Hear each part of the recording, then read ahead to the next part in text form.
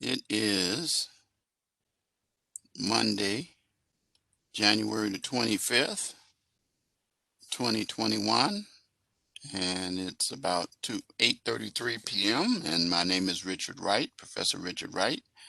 We have crossed over into the second half of the course, which means that I'm going to make this announcement that after we finish this week, after this week, anyone who has not, I repeat, who has not turned in assignments from weeks 1, 2, or 3 cannot turn them in unless arrangements have been made specially, but I don't have anybody in this class that I have special arrangements with.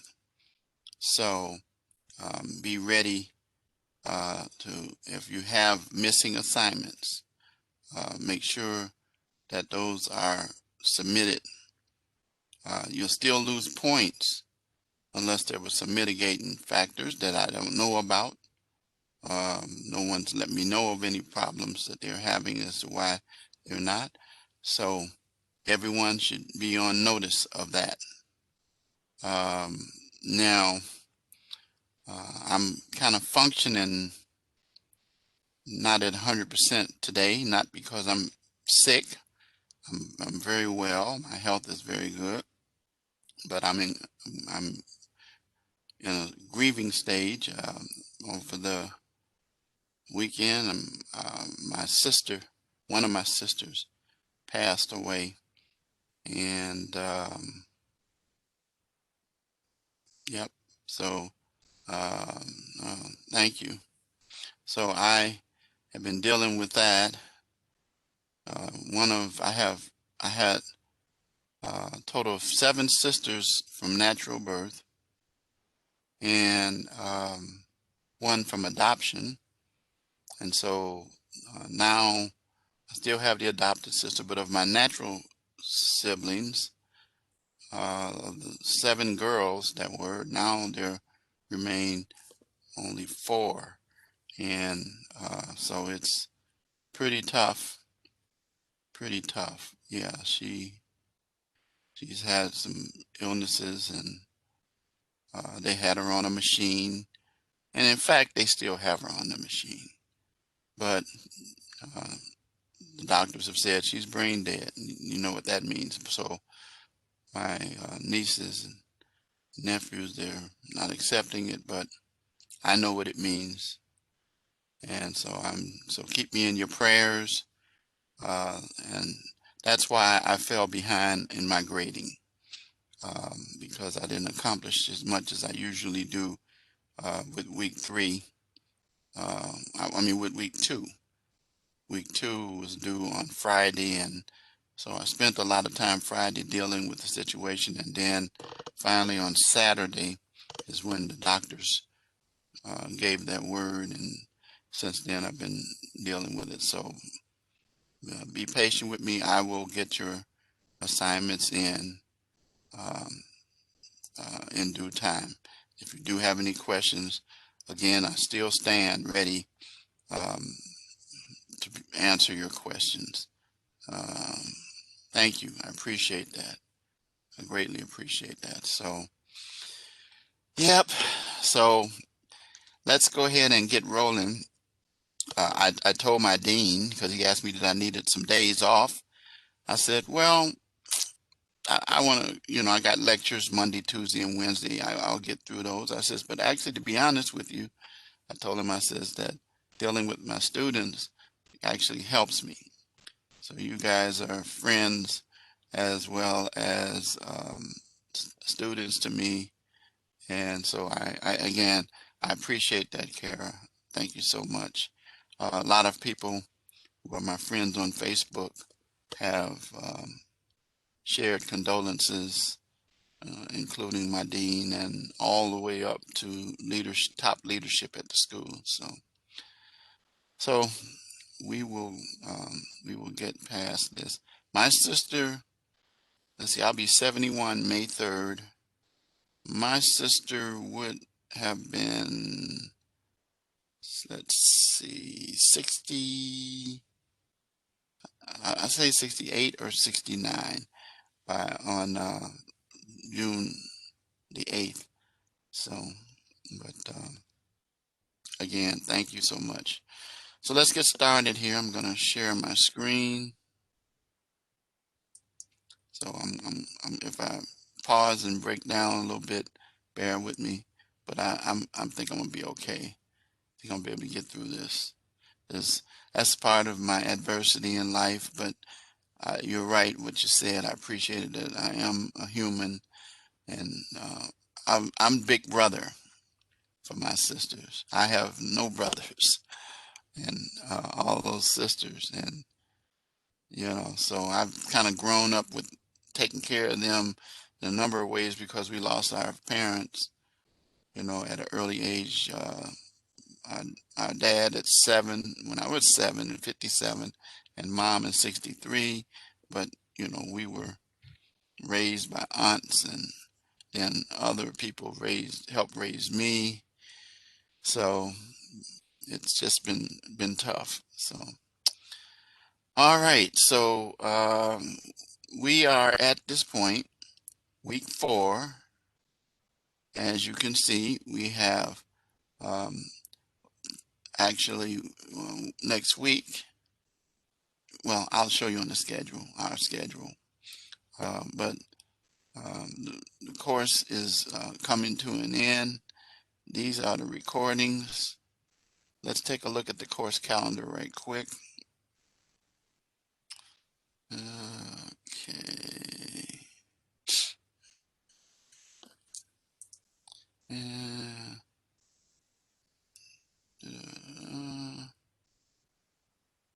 All right, so here we are, the 25th of June. All right. And then today our topic is comparing policing. So we're going to talk a little bit about some of that stuff.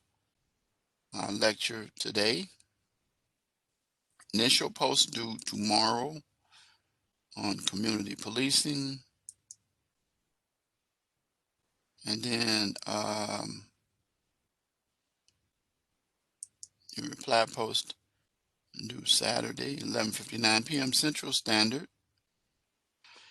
And then the last day of the month, the 31st, your written assignment, crime statistics. I laugh about that because I remember I had the hardest time when I was younger trying to say that word, statistics. And then, boy, don't ask you how to spell it. I can spell it now, but that's a mouthful there trying to spell. And then, so we're going to talk about that. And then your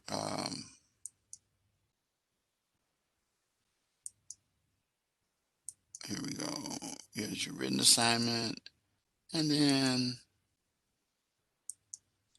live classroom lecture. All right. So be aware. Once again, we are approaching. Let's turn over to February, and you see this is where we are as of the day next week, Monday. We will have a live lecture Monday, and then we will also have a live lecture Thursday. That will be week 5, and that will be week 6. And it makes sense why I'm doing that, because it would not be good to do a lecture on the 8th for week 6 when the class ends on the 9th. So therefore, I had to double up because it's a 5.5 class. And that's the way we have to do it. It's not a 6-week. If it was a 6-week class, then that means the class would end the 14th. But then I wouldn't have to do that. I'd just have a lecture on the 8th. So that's the schedule, guys. Be cognizant of that again. I stress again that the 9th is the last day of class, and that we will adjourn.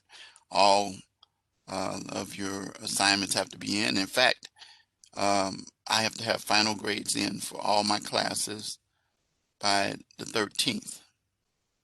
That's the day I have to have them in. So, you know, all right. So now everybody knows. Everybody should know this anyway, because I go over this every week. I have a student sometimes says, "Why do you do this every week?" Trust me, I says it's important to do. I'm a person who tries to cover the bases, and I'm very thorough. I guess that's what I expect from my students too, to be very thorough as well. But I try to be fair. I try to be. No one's accused me of being unfair yet, except one student. Uh, that was a long time ago. A student told me that they pay good money and should get good grades. I laughed at that. And I said, so they went to the dean about it. Well, you can imagine what the dean said. We're not selling grades, people. Okay. Anyway, there's nobody in this group, but that was like years ago. I mean, I've been teaching since 2012 in CJ. So let's talk about crime statistics. And so this gives you some ideas about uh, the policing style and how we kept up with the data to determine using what we call the UCR, or the Uniform Crime Report, and it basically was a survey. We didn't have every house, and so it's supposed to be spread out all over the nation, and it didn't deal with like local crime, because in some areas, such as urban areas, there's more crime than others, but then also there are more people than others. And so it talks about in the 90s how crime elevated at an all-time high, and people wanted to be protected. They wanted the police to be able to deter criminal activity, and um, here they give an example of Jack Maple, a New York City transit officer, was the first to design a system that identified local crime hotspots called COMP, COMSTAT, COMSTAT. Has to do with charts of basically how crime might occur in local areas. So what you're going to do in this assignment, as it says, you're going to research how technology has helped pinpoint crime hotspots in a city or in a town. You can use your city. I had I could imagine some students says, "Well, I live in the country." Well, use the largest urban area that you live in, and use that. And so the assessment is going to measure how you use technology. Remember, we talked about digital fluency and how important to be able to do that as one of our transferable skills. And then one of our other is communication, and it says a written explanation of what you observed through your research. So you have to be able to utilize technology, because we are in a technical society. I have kind of adjusted. So then what you're going to do is you're going to choose a police department in your area and examine the statistics, and most have their statistics available online. Um, why did they use the example of Minneapolis? You know why, don't you? Because Rasmussen is based in Minnesota, and Minneapolis is one of those areas. And so then you could this is just an example, but you could use Detroit, or you can use Chicago, or you can use Milwaukee, or you can use New York, or you can use Los Angeles. I'm just throwing out some now. You could use Philadelphia, you could use Atlanta, you could use Dallas, Houston.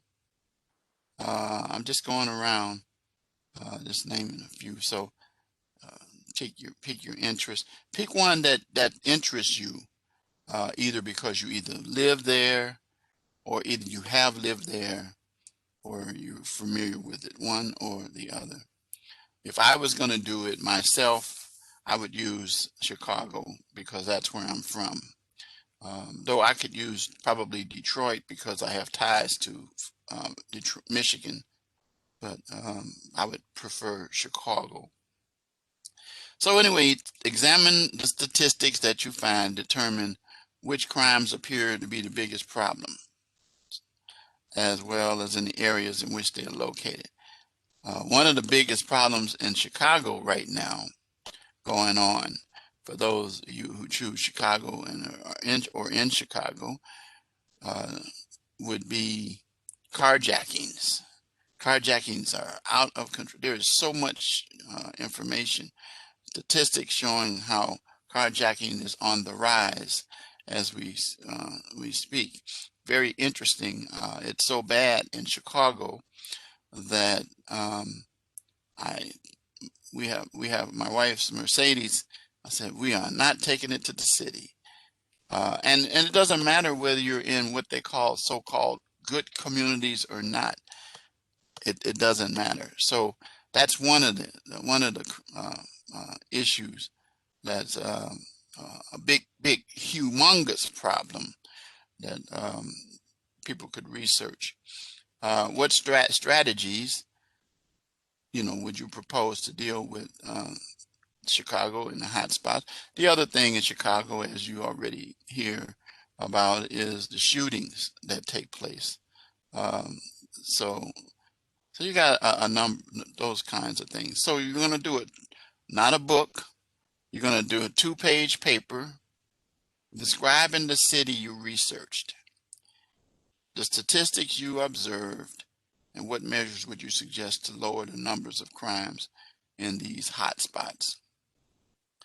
Be sure to include a cover page and a reference page in APA format showing the websites that you use, so citations in the body and references at the end when you APA format it, not or. You can use the following resources for your research. Here's some suggestions if they're talking about Minneapolis.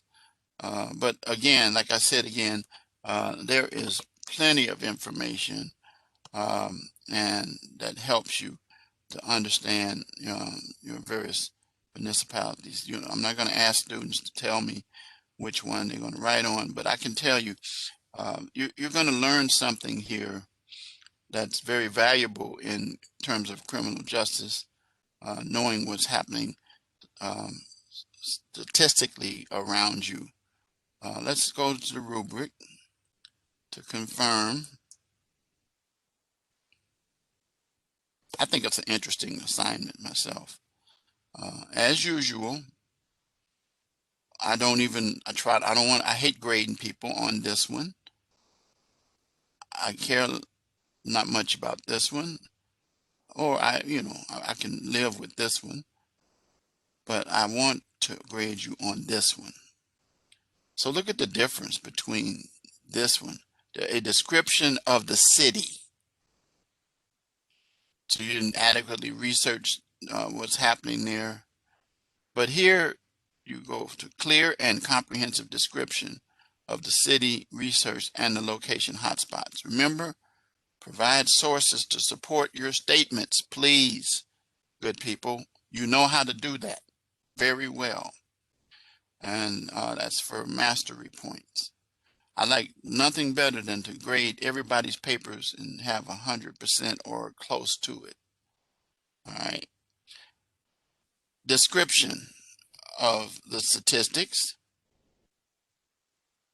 clear and comprehensive description observed of the biggest problems, and then the measures to lower crime. What would you do if you to lower crime? Okay, clear and comprehensive description of the measures to lower the numbers of crime in that area. What would you do? And base it on research. Base it upon information. Don't just, you know, well, personally, I want less shooting. Okay, tell me who doesn't. You know, who I want carjacking to go down. Who doesn't? Who wouldn't? You know, but you you know, give me a scholastic response. You know, and you guys know very well how to do that. So this is a pretty cool assignment, I think. We're not asking you to make charts or graphs. We're just asking you to use them. That's all. All right. Any questions about this assignment? Okay. 2 pages. 2 means 2. It means not a page and a half. And please format your papers properly. Your cover page should be 1 page. Properly, you have a noodle tool to help you do your cover pages, and then your reference page should be in proper format, and then your information and details should be double spaced, citing your sources appropriately based on APA, which you all are very familiar with. So that's your written assignment for this week. Your other assignment is your discussion post, which deals with community policing, and they give you a city, Salt Lake City website, and click on community engagement. Choose one of the programs, such as Cop with a Coffee, and read about it. And then find another police department and research their community engagement program. And so you should have Salt Lake City and at least one other department. I don't think I have anybody in this class that's from Salt Lake City at all, but anyway, if you were, you use that. And you know, they gave an example of programs. So you go to the website and community engagement, and that's easy to determine. You know, we used to call this thing officer friendly. The DARE program, I think, has to do with community policing as well. You know about the DARE program?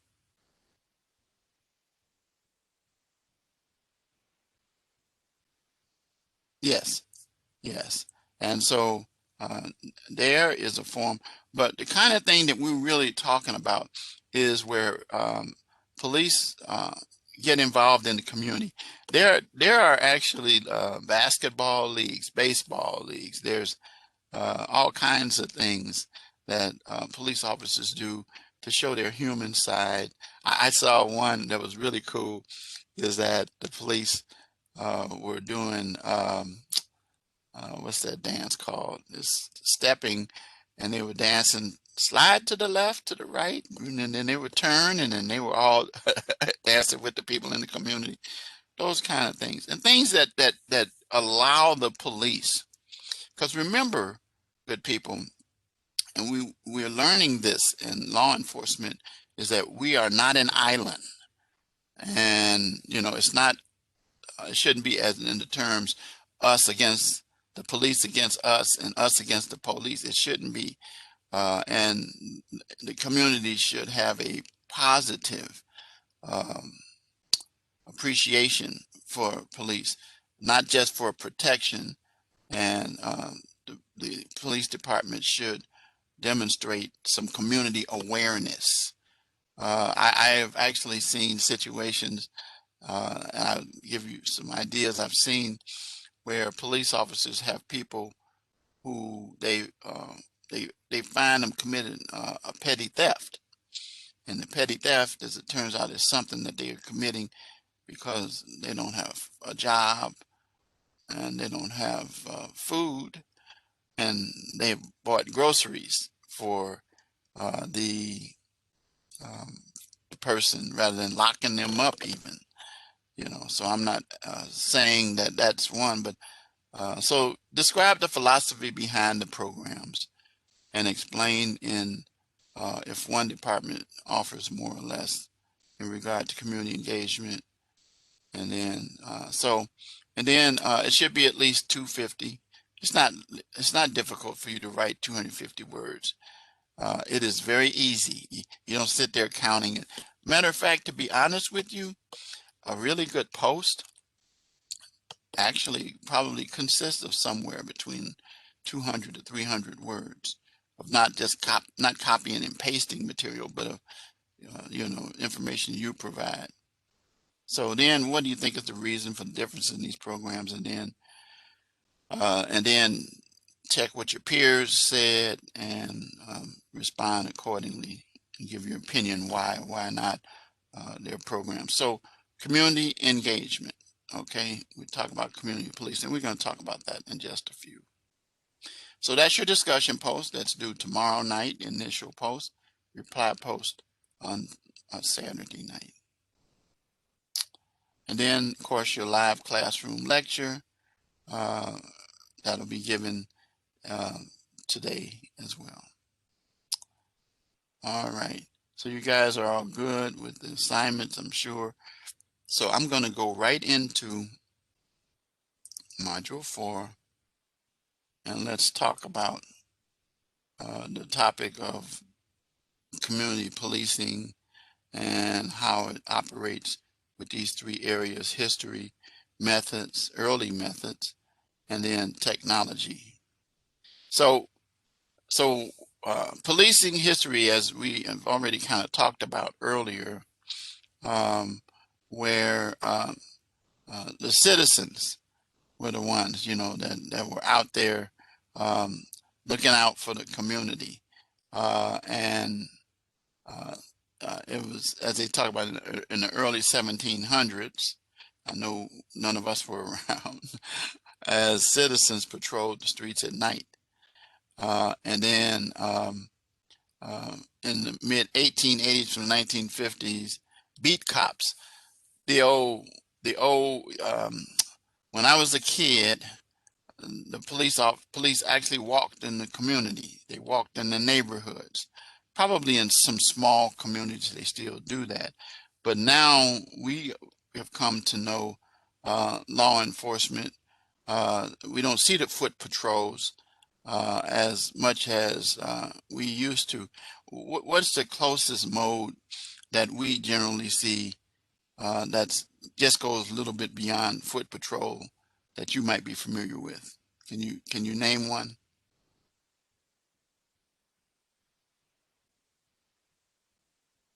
Where police are in the community?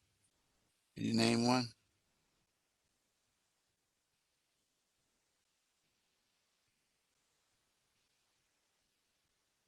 Yeah, an example of where police are in is police uh, community policing. So can you name an example? I talked about where there were beat officers. They walked the neighborhood and you'd see them.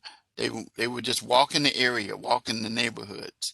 But now, what's the closest thing to it that we see now in our times to a police? Because we don't have that a lot now. We have that sometime, but only on special occasions. But what's the closest to it that you might see in some occasions?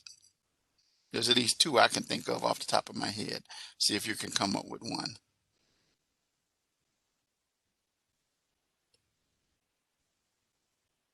Other than the foot patrol officer. There we go. That's the first one I was thinking of. Yeah, we see that the officers on their bikes, with the helmets and everything. That's another good one. The other one that I was thinking of is on horses. You've seen that, right? The officers on horses, and they would use that for crowd control and stuff like that a lot. But you bikes are really what the main thing, or that's the closest to a foot patrol officer. And they were known, everybody, the officer knew everybody in the neighborhood, in the community. And they felt that, safe with that officer. They trusted that officer. Uh, but in the 20s, motor vehicles, um, the patrol car, and you'd have the police cars cruising the neighborhood. And so there were not as many people on foot patrol. And so it kind of, in a way, um, took away from the personal approach that community policing had early when there were beat officers. And so um, Uh, also, as it says here, rising crime rates in some neighborhoods attributed to a lack of trust for the police, who maintained that law enforcement only showed up when there was a problem. So, as I was saying earlier, police officers would participate in other activities. They would show up at your block clubs or uh, things like that. I've seen situations where kids were playing basketball with their hoops in some communities, and they would be, in on the streets, not blocking traffic or anything like that, but like in a cul-de-sac or either in an area where they could do that, and the police would, observe, and then they would get out and play ball with them, those kinds of things. So, but as we move closer to today, looking at specifically the 80s and 90s, and the issues that arose where people, when they see the police now, they think there's a problem in the area. And that's because that's kind of the way things have been operating. And so some departments have decided to try to consider during like the summer, or nice part of the year, the spring and maybe fall, uh, coming back with the beat officers. Now it's not as readily in big urban areas, but in some communities within the urban areas, because you got to think about what we do now. It's called law enforcement, and law enforcement sounds like um, uh, something that we're enforcing the law. We're there for that, rather than just to make you feel safe in the community. And so that's why the term used, it says, many scholars refer to community policing as a new approach that makes the police serve oriented rather than just law enforcers. The reality is that the service approach was at the forefront of policing in general, So again, functioning that way. In schools, we had police officers we knew at school as well. And then years ago, there was this thing, and I don't even know if you ever heard of it. You ever heard of officer friendly? You ever heard of the movement officer friendly? Yeah, go check it out. What the theme of officer friendly was is that the police, other than the DARE officers, because DARE is focused primarily on drug education, but DARE was just generally there to have the police to show them their human side. They wouldn't wearing their guns when they came in or any of those things, and they did wear their uniforms, but the point of the matter is that they would deal with things to help people.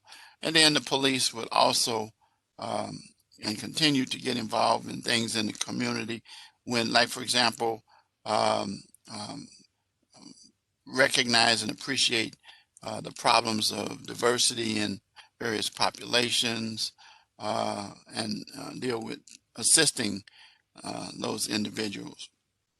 And so But the key thing is that it helps to maintain the law in the community. And it talks about, it says here, um, the attempt is to regain the trust of the community, but also shows that when underlying disorders are treated, such as mental illness, which I've already said and gone on record, and substance abuse, then the activity is considered as well. One of the things that we kind of began doing in dealing with substance abuse is to deal in deflection, which I talked about a little bit. I think I've talked about deflection here. Were you in my you were in my drugs and crimes course, right? Yeah. So you remember the deflection where we talked about when if a person came to the police department with a drug problem, rather than to lock them up, they would not charge them with a crime, but confiscate the drugs as contraband, and then uh, set that person up with some help to, you know, so that, excuse me, people who have drug problems would look at the officer as someone not who's going to put them away in jail, but to help them to deal with their substance abuse issue. Homelessness is another part there. Um, in our area in Chicago, there are areas where people live homeless, and actually we have more of that now, unfortunately, because of the economic conditions, and hopefully that the government can help people to get people back to work. Homelessness now has a different definition than it did some years ago because of the economy. It is really a tough thing. I have actually seriously had students in my class that I have taught that confided in me, excuse me, that they were actually living in their cars, and that's how they operated, and they do their assignments by going to McDonald's or Panera Bread or someplace where they would utilize the internet. And that's it. That's today. I'm talking about 2021. I'm not aware of any right now that are in that mode, but there are people who are on the brink of that right now. Hopefully we can get that fixed. So anyway, today, community-oriented policing involves officer training to deal with the qualities of life and to deal with social services. As I have said before, that many of our officers now coming up, that's why it's important to have college degrees, are preparing you to be a social worker as well as law enforcement.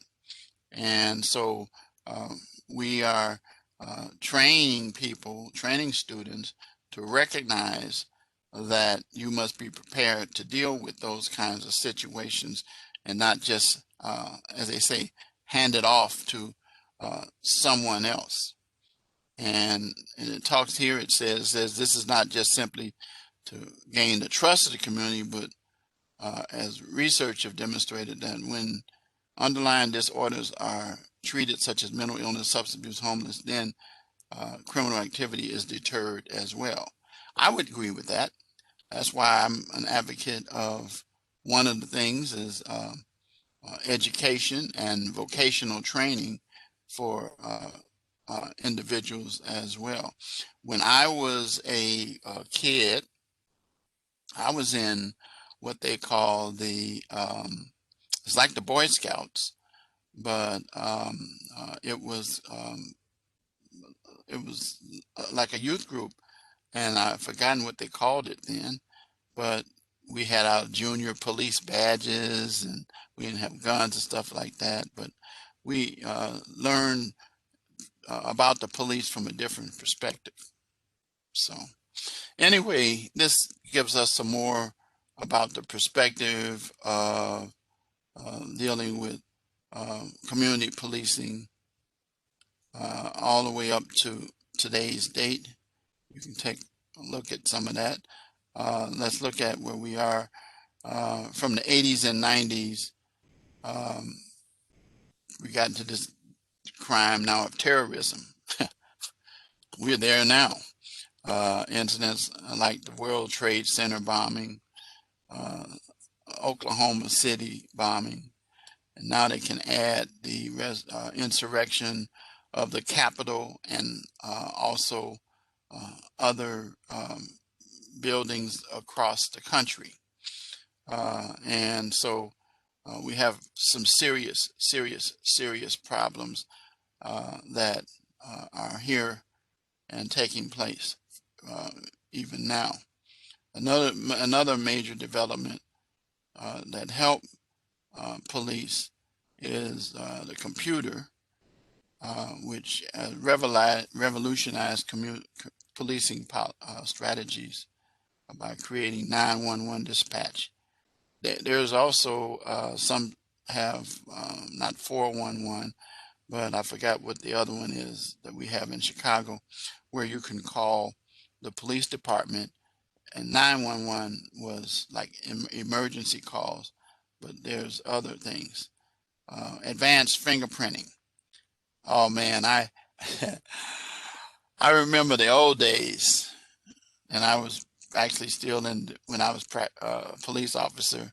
We didn't have it yet, where you put your fingers on those ink pads, and then they'd roll your fingers, and they would put the ink, and then they would give you something to clean your fingers. Well, now they have technology for fingerprint. Have you been through any fingerprinting recently?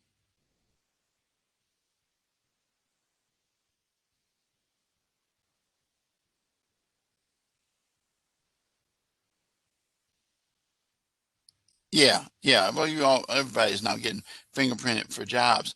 Did they have the electronic system for taking your fingerprints where you rubbed on it and it's kind of like took pictures of it, so to speak, when you put your fingers on it, and there was no ink or no pad or nothing like that? Did you? Yeah. And so that's being used in law enforcement, and then our electronic record keeping and documentation, and our reports are written in in formats that we have templates that are prepared for the departments, and they use them as well. So so these like ComStat, problem solving policing, otherwise known as community policing, and these technologies are now used as well.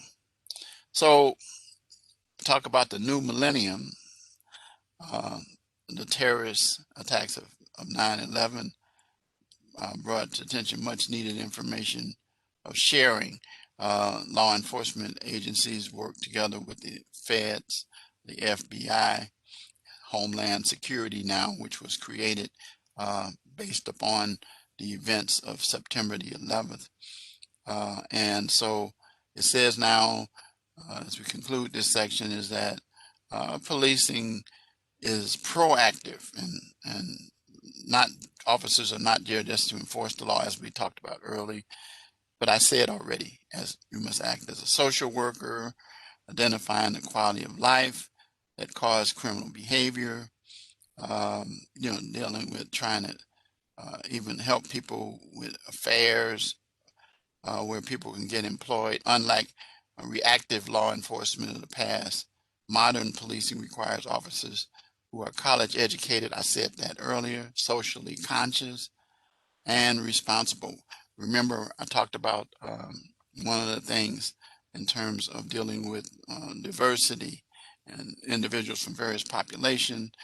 You must be able to have a empathetic character, and being able to Uh, it's not the lock them up and throw away the key thing. Oh, these are bad people.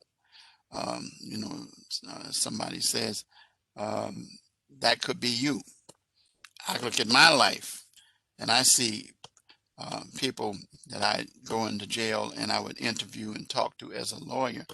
And I think about, wow, with my life, as many of them describe their lives to me, they would find themselves in situations where um, they were behind the bars with a problem.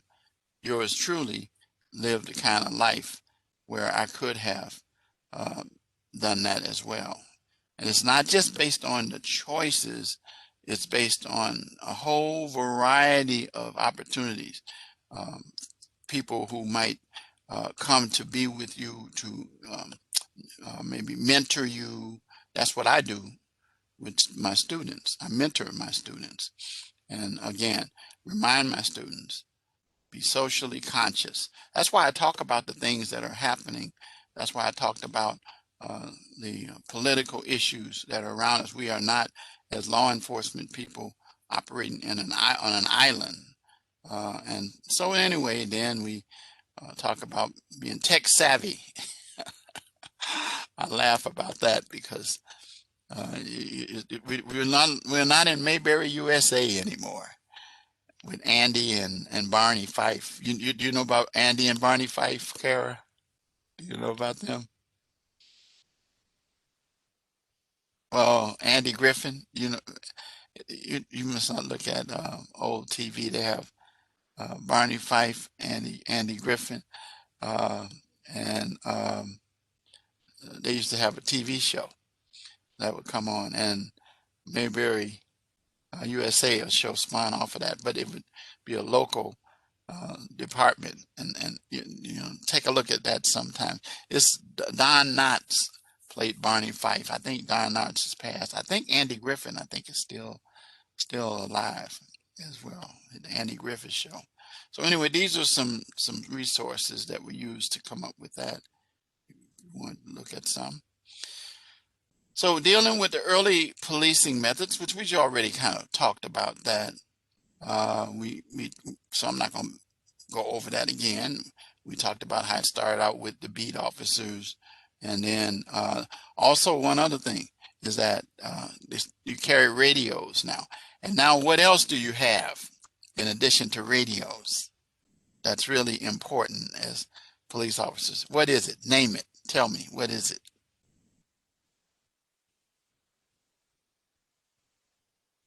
Yeah, but there's something else that's kind of in akin to that. How about body cams? Oh yeah, yeah, body cams. And body cams are good because they provide protection for the police officer as well as the citizenry as well. Um, so look, in the early 50s, they did not ride in police cars. They didn't carry radios. They didn't carry computers. How come they didn't carry computers? Because they weren't here yet. That's like I went through law school and I tell my students, I said, when I was in college and law school, I said, I never had problems with my computer crashing or my internet. Yes, yes. And this thing called a typewriter.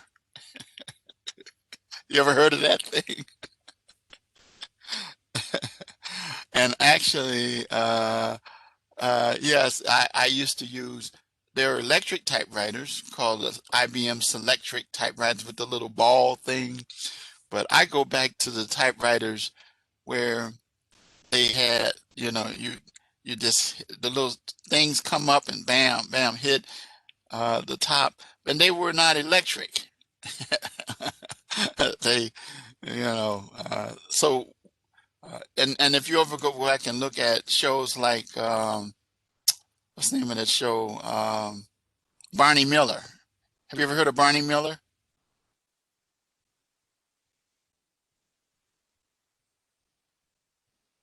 You ever heard of that one? Barney Miller? Yeah, you gotta look at so you gotta look at some of that old TV. You gotta look at stuff like that. Um, but coming up, yeah, yeah, they have channels. We have a channel, some channels that you can get on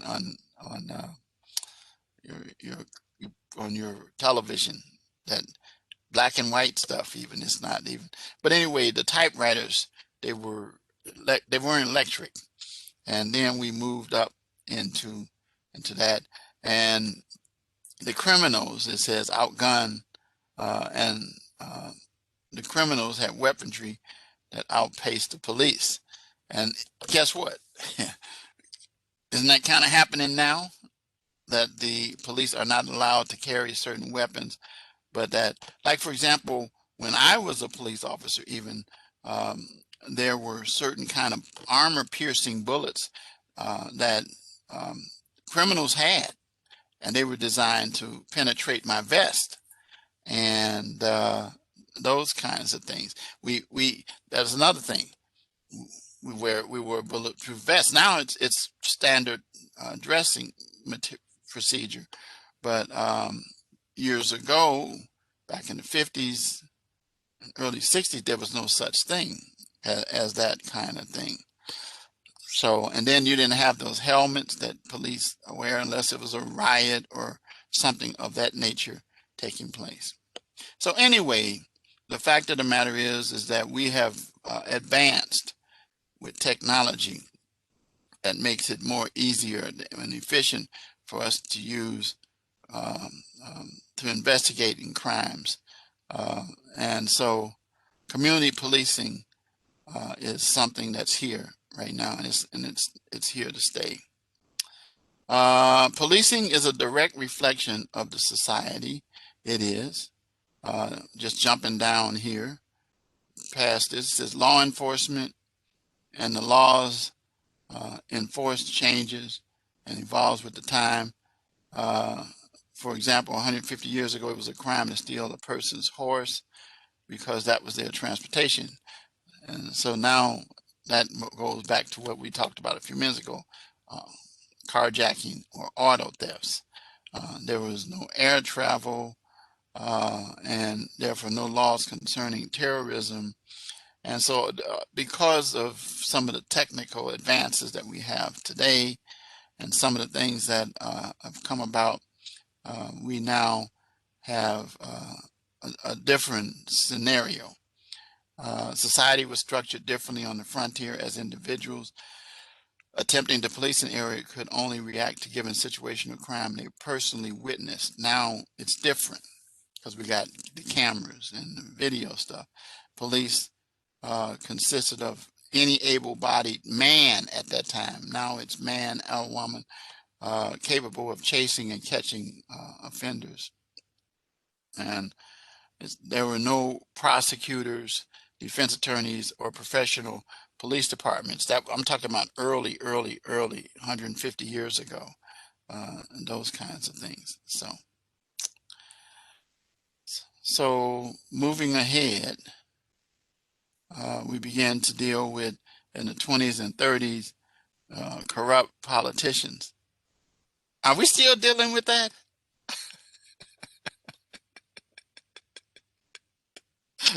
Of course we are. We're talking about Mr. Capone, Al Capone, which we know all about here in the city of Chicago, the St. Valentine's Day Massacre and things of that nature. Have you ever heard of St. Valentine's Day Massacre?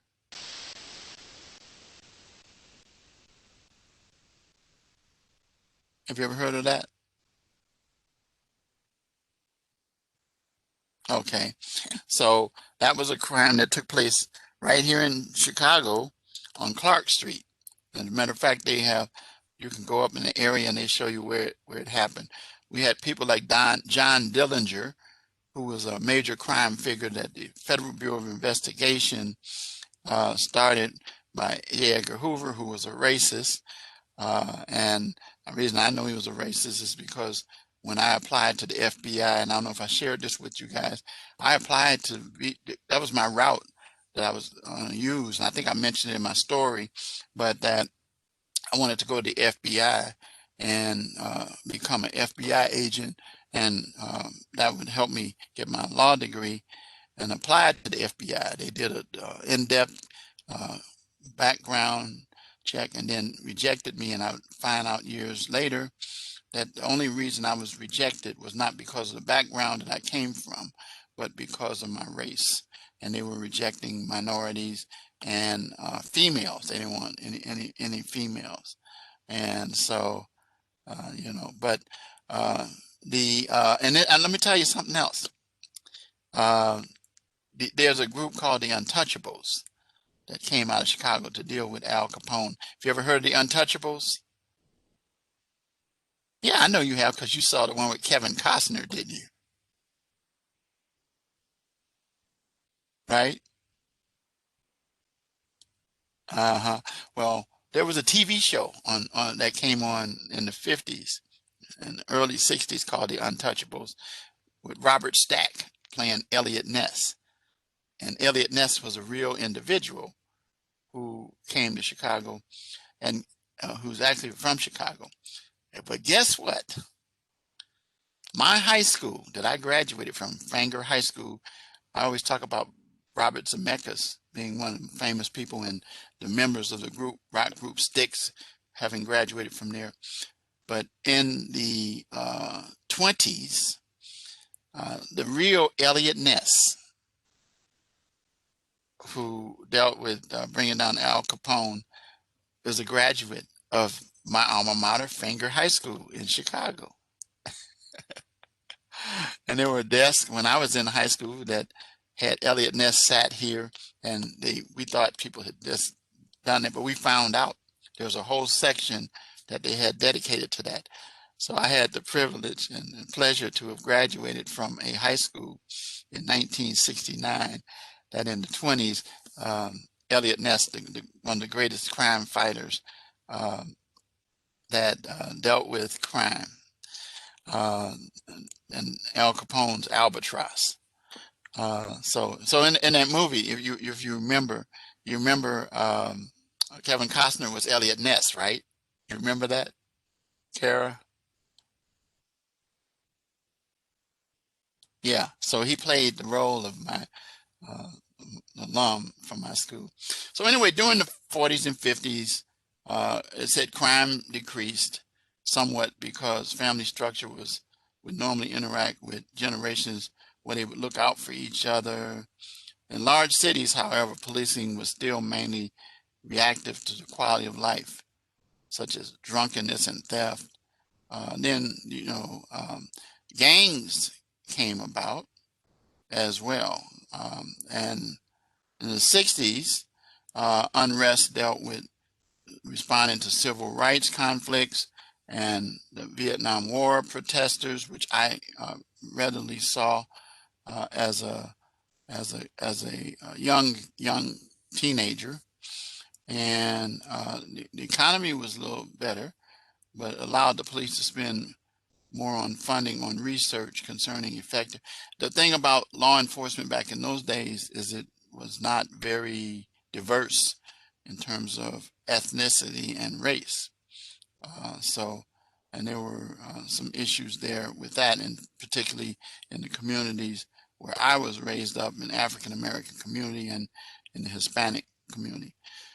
But anyway, so we're dealing with this technology, and modern policing means officers deal with, as we said earlier, social service agencies and dealing with issues, like I said earlier, of homeless, addiction, mental disorders, and then now we have school and mass school shootings.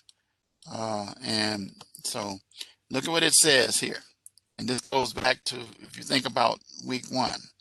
Today, law enforcement must be proficient, sound like me talking, communicating with and assisting many diverse populations, such as those from different cultures and ethnicities. In addition, police departments must also be accredited, meaning their policies must comply with the standards set forth by business leaders and community leaders. That's why we have things where you have deal with a lot of excessive force type stuff. Modern police officers are expected to perform all of these added functions to um, on reduced budgets and manpower shortages. And then early policing, so now we have GPS, locators for gunshots. As I said, we had body cams, but now you have video cameras everywhere. Your phones are cameras. There are people taking camera pictures of dash cams. That's another thing that, and patrol cars, um, plate readers, and so forth, and all these things. SWAT, K9, trained finding bodies, bombs, drugs, all these different kind of things. So we got the technology now. So concluding with this, when we compare modern policing with early policemen, it says here in capital letter, bold print, to build a positive rapport with the community, to gain cooperation and trust of residents by the police department. That's the goal. And so to not be us against them, but the motto on the police cars I used to see in Chicago used to say, serve and protect. Unfortunately, what we used to say is, yeah, they would serve and protect their own interests.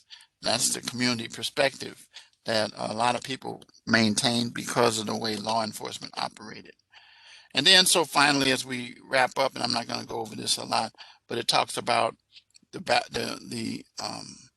fact that technology has made the job of community policing and better, and the expensive cost of technology. Um, the challenge to this technology is they combine surveillance techniques with data collection and storage of data, which can be used by police to make connections, identify offenders.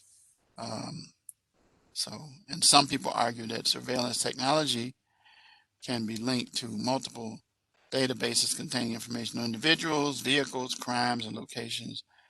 And so, anyway, it helps to solve crimes. That's the key.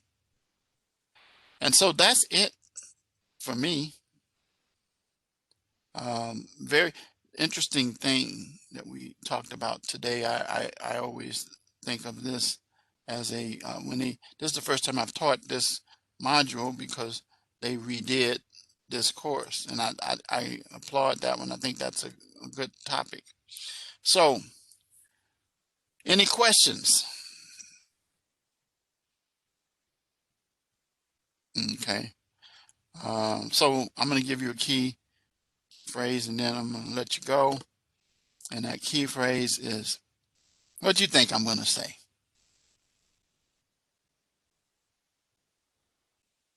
Type in the chat box if you think you know. I bet you do.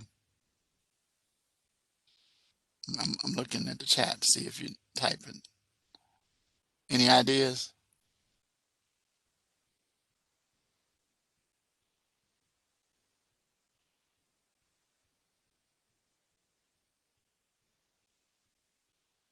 No? How about community policing? Does that sound like it's appropriate? Does that fit? I see. I see community. Oh, so you couldn't get policing out. That's why your fingers have to, yeah, typing pretty fast. Funny story. Police officers used to do what we call, when I was taking typing, we had this thing called hunt and peck, where you would they would type with just two fingers. You know, you know what I'm talking about? Uh, I was what they call when I was taking typing a chronic key watcher, and I almost flunked typing because when because actually all keyboards, even these keyboards that we use now for computers, match the early typewriter keys and their orders and setting, except they got some additional things on here now. But you're supposed to be able to type generally without looking. Yeah, I know about that. Tell you what we used to have, but I didn't have it.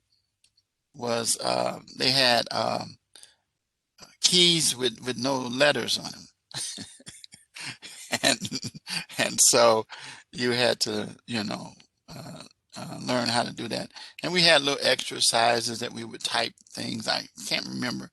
We had lines, almost like they have in operations. Please excuse my dear Aunt Sally. We had something. The quick fox jumped over the something else, and we had something that we had to type, and then we would have to see how I am doing. Look up, like looking into the camera, look front, and even some of us, the teacher would blindfold us. But yeah, that's the same kind of thing, because the key thing is knowing how to do it. But anyway, I can type pretty fast now, but I don't. Look, I still do. All right, I'm not gonna say I don't. Okay, well, good night to you, Kara, and appreciate you coming out again. And I will see you next week. And again, keep me in your prayers as I deal with my situation here. And uh, thank you. Thank you. Yeah, this is going to be a challenging week, even though they're not having a service. My sister, the kids have decided, her children, and one of her daughters who's in charge, has said they're going to cremate, and they're not. She didn't really want a service, so that's going to make it even tougher for us. But we got family members coming in, and in this pandemic, I told them I'm not coming out to see people, and we just had to Zoom stuff, and because it's tough, it's tough. So anyway, again, thank you so much. Stay safe. It's still very extremely dangerous with this new strain out here. Things are even now with um, you know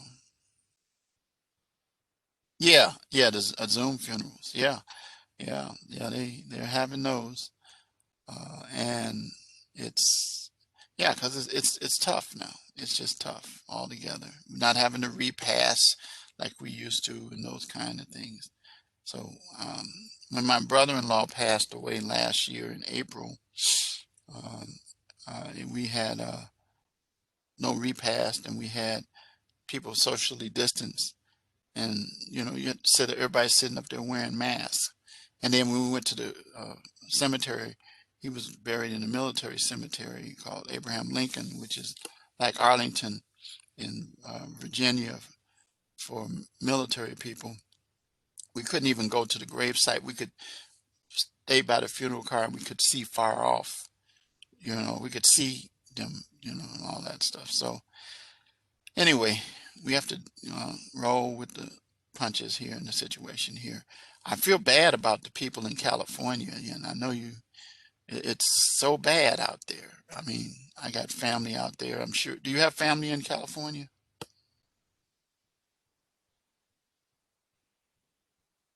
Oh, really? Oh, okay. I bet you do. You just don't know it. But yeah, there's a lot of family from, and then think about like our vice president. She's from California. And then, of course, California has two senators, and yeah, you probably could find some in California. Yeah, I bet there's some there. But yeah, I got a bunch of them. Uh, one of my friends, who dear friend, she lives in near LA, and they had snow, 5 inches of snow. I said, I never think of LA and California with snow, but yeah, they have that. So, All right. Good night. I will see you next week. Again, stay safe.